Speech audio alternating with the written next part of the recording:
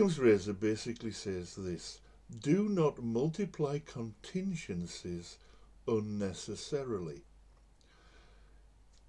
You might want to think of the word dependency instead of contingency. It makes it a little easier to get your head round in the modern world. Basically what he's saying is, when you're coming up with an explanation for something, try not to include things that then have to depend upon something else that you need to invent. I'll give you an example. Imagine that there is a water wheel. Now, one way to think of how that water wheel turns is you look at the river, which the water wheel is submerged partly into. You look at the flow of the river, you see that the water is pushing the blades attached to the water wheel around, and because of that force of water, the wheel turns. That's an Occam's razor explanation, if you like. Here's one where you multiply contingencies. The water wheel is being turned by unseen, ghostly hands. Well, if that were true, other things must be true, and that's another way of thinking about Occam's razor. If this is true, this must also be true.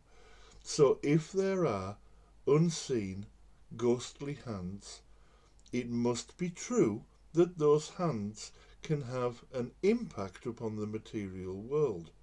It must also be true that those invisible hands are being driven by some force, some purpose. It must also be true that although invisible, those hands are somehow material. And it must also be true that those hands exist despite the fact that we have absolutely no evidence of their existence. We can see then that Occam's razor points us to that very simple explanation of the water pushing the wheel. Now let's think about this in terms of a question for today, like how did the universe begin? We know, for example, all of the stages that lead down to the singularity and the Big Bang.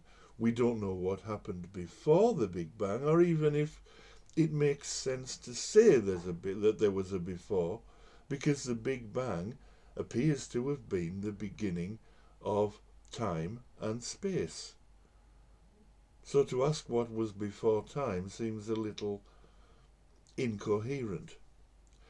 But all of the contingencies, all of the dependencies, up until the point where we have to say we don't know what's behind it, validated. Another explanation might be the wizard did it, or God did it. Well, that also would need some sort of validation. It would be contingent upon something. So if we're going to say God did it, then we have to say, well, if God exists, this must also be true. But we don't even know what the this is, except there has to be some explanation for this incredibly complicated being, which we have no evidence for, existing. So again, Occam's razor, do not multiply contingencies unnecessarily, would point us toward the explanation that we can define and for which we can show all of the steps.